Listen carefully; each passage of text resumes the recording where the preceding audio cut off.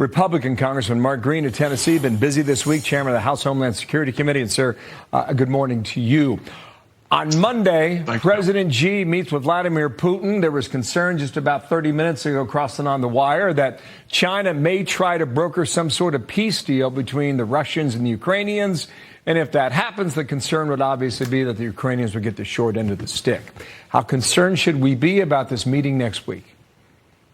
I think we should be very concerned. Look, Russia has basically become a puppet state to China as it is, both with how they get their oil under the sanctions and the equipment that they get to continue to propagate this war on Ukraine.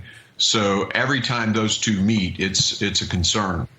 Okay, so that meeting happens on Monday. We'll see where it goes and what the effect is after that.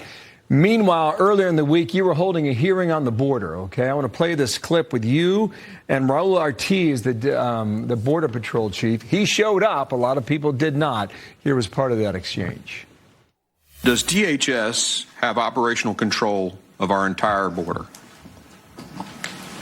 No, sir. You heard the secretary. He said we have operational control. That's the definition of operational control. Based upon the definition you have, sir, up there, no. We don't have operational control. No, sir. Okay, what are we going to do about that?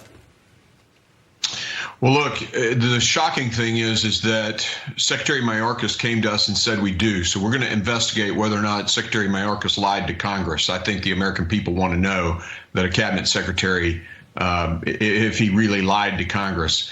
And then, we've got to get down there and see. One of the things he did also say in that hearing this week is that 5 of the 9 sectors are unsecure. So we're actually sending letters out today for transcribed interviews requesting to speak to all 9 of the sector chiefs, get further to the bottom of this. We got to find out who exactly is in control of our southern border if we're not. I think I know the answer. I think most Americans know the answer. It's the drug cartels in Mexico.